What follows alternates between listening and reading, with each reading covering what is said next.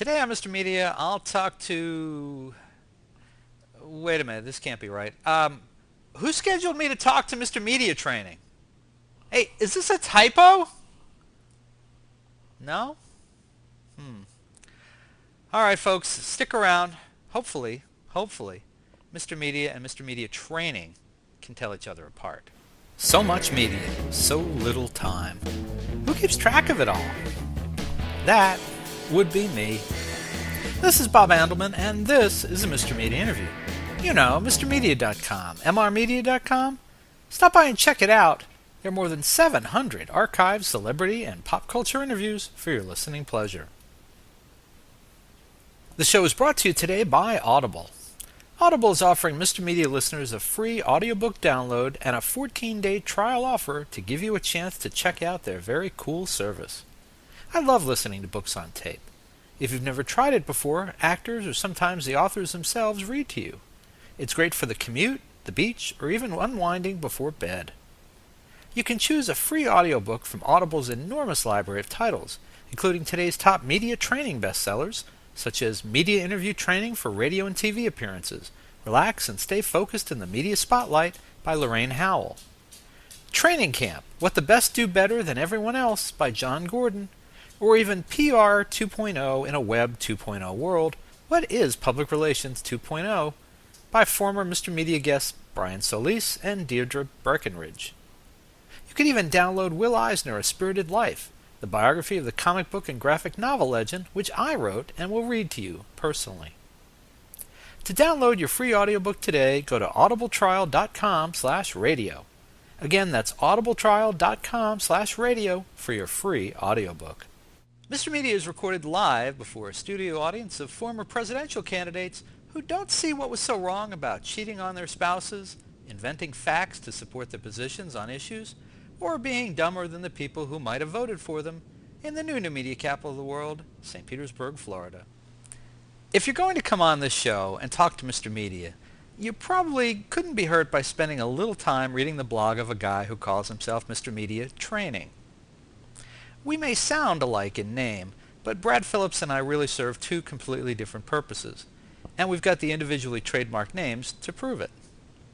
While I quiz celebrities, pop culture stars, and media newsmakers about their latest projects, hoping they'll say something newsworthy or maybe even a little awkward and embarrassing, Philiips, as Mr. Media Training, has made a career out of teaching that same class of clients how to toe the line and avoid embarrassing faux pas.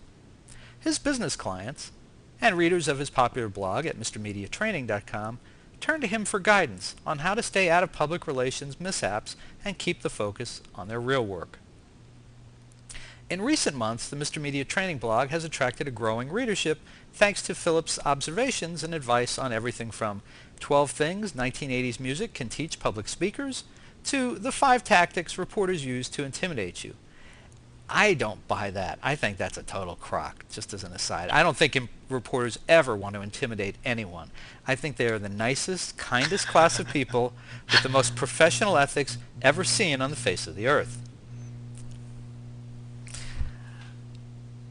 Philiips has also been known to offer his opinion on troubled celebrities such as Charlie Sheen and politicians who've been caught letting their really true opinions loose when they didn't know their microphones were still on.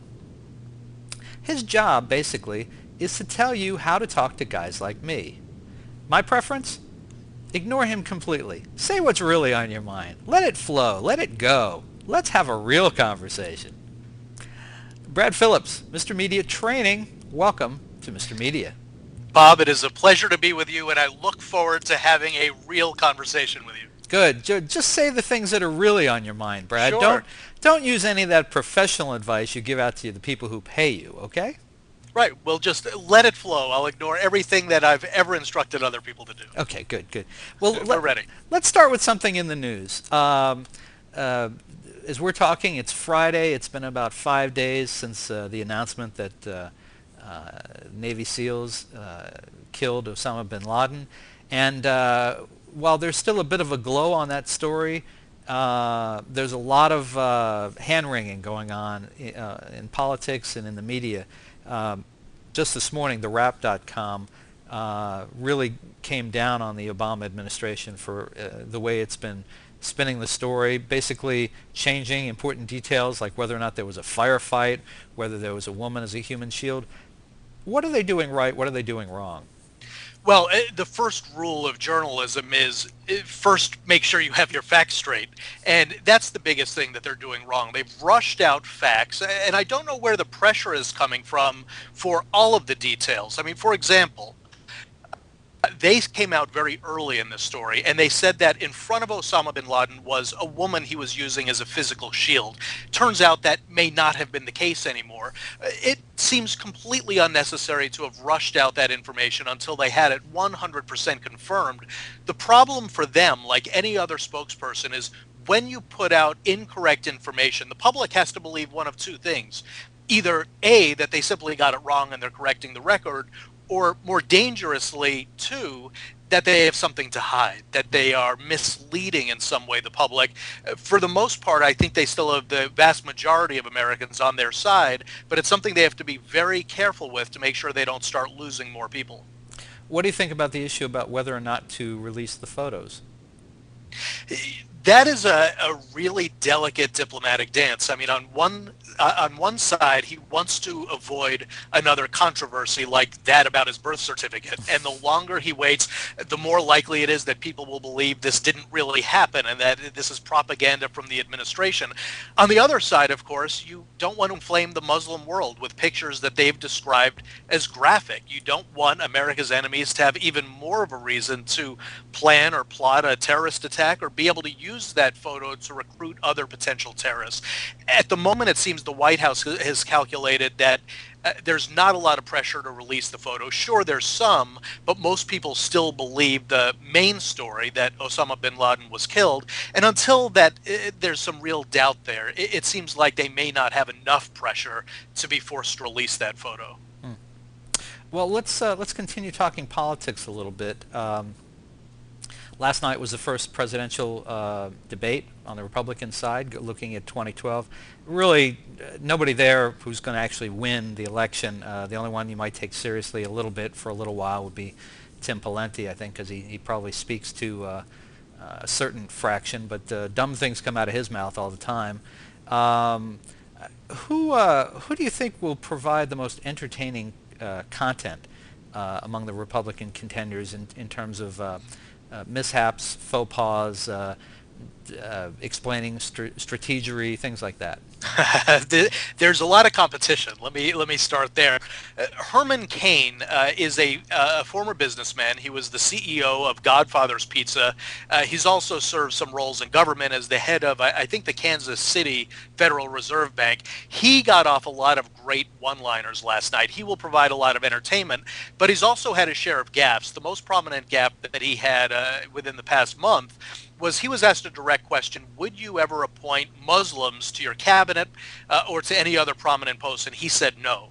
Well, that's offensive to an awful lot of Americans, including American Muslims who, of course, have their first loyalty to the United States. He was forced to walk that back a little bit. Whenever you have somebody who's willing to say things that are that incendiary, as the expression says, the best predictor of future behavior is past behavior. So I think we could expect more of that from him. Who do you think will be the next 12 months Sarah Palin? Will it be Sarah Palin or someone else? Sarah Palin, all signs seem to suggest, is not getting in the race. Michelle Bachmann, the congresswoman from Minnesota, may get in the race. She, too, has been known to make a lot of very incendiary statements. One of them, most famously, a couple of years ago, she said to Chris Matthews that there are members of Congress who are anti-American. It sounded very McCarthyite, and so she is somebody who is pretty reliable to offer up a series of very hot statements that are bound to get a lot of media attention.